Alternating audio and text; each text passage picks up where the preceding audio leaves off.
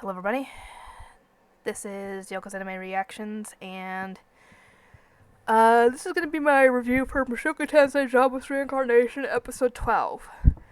You're probably wondering, wait, you didn't finish this? Well, no, I didn't finish it, because when I got to episode 11, that's all that was left at the time.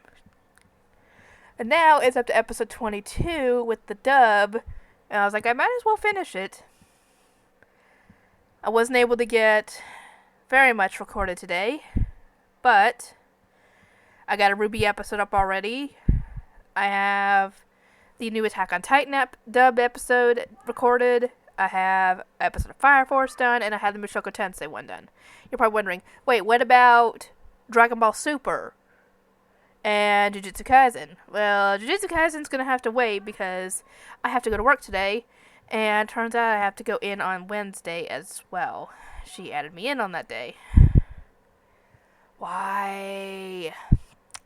So I will try and get some stuff uploaded today. I can't make any promises on getting everything uploaded today. And as for Dragon Ball Super, I think I have some already recorded. I just have to edit them. So as soon as I get done recording this, I'm going to start editing the Attack on Titan video. Anyway.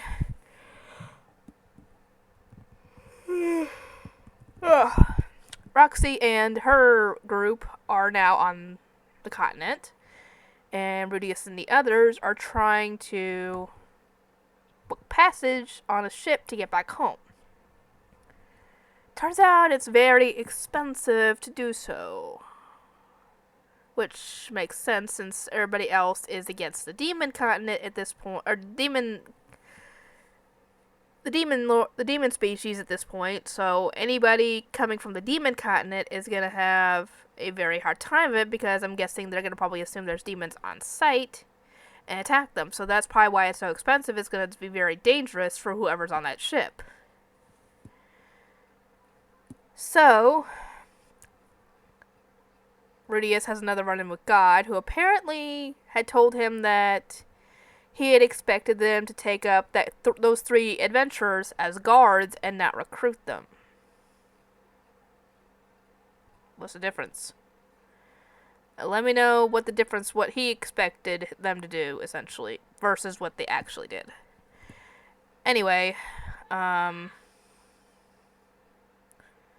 he gives Rudius some more advice on grabbing some food and then start going down some back alleys, and you'll get something, essentially telling him that something will happen.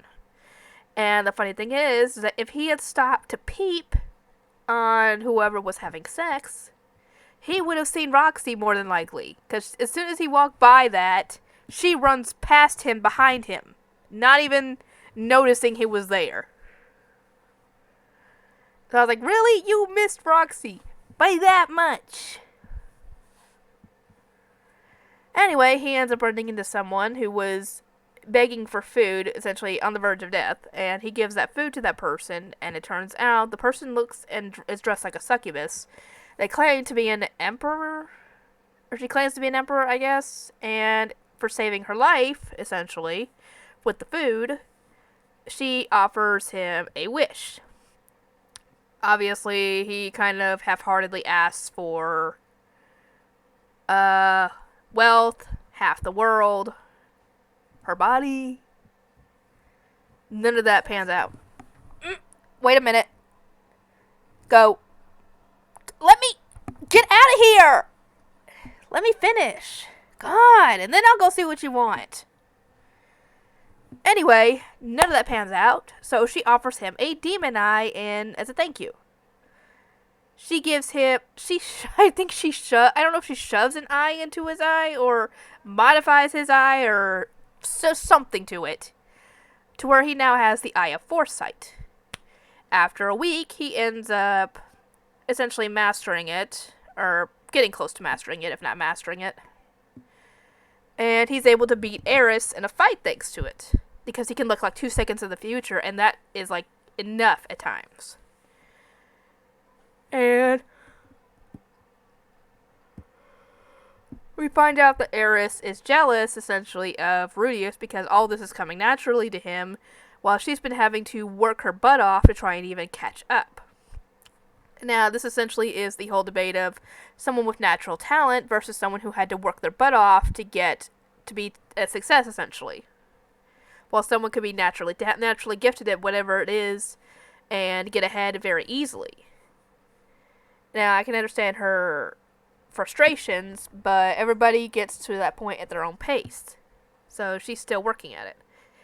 Anyway, we find out that Rudius is kind of he's been debating on selling his staff to get the money that they need in order to be able to get on the ship. And what was his name?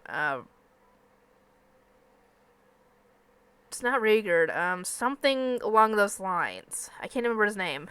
I was just watching the episode. I don't remember his name. Oh my god. Anyway, he catches him while he's leaving, and essentially tells him that whether he sells the staff or not, that's going to break. If he sells the staff, he's going to break apart their group because Eris is not going to be happy about it because that was her gift to him as his last birthday. So they've apparently been there a year. Anyway.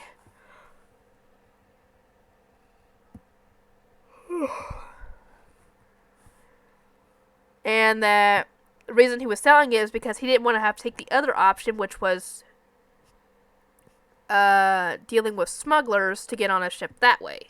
Which he figured that would break the guy's honor code, essentially, or whatever you want to call it. But he said he's willing to turn a blind eye to that and told him to go find his smugglers.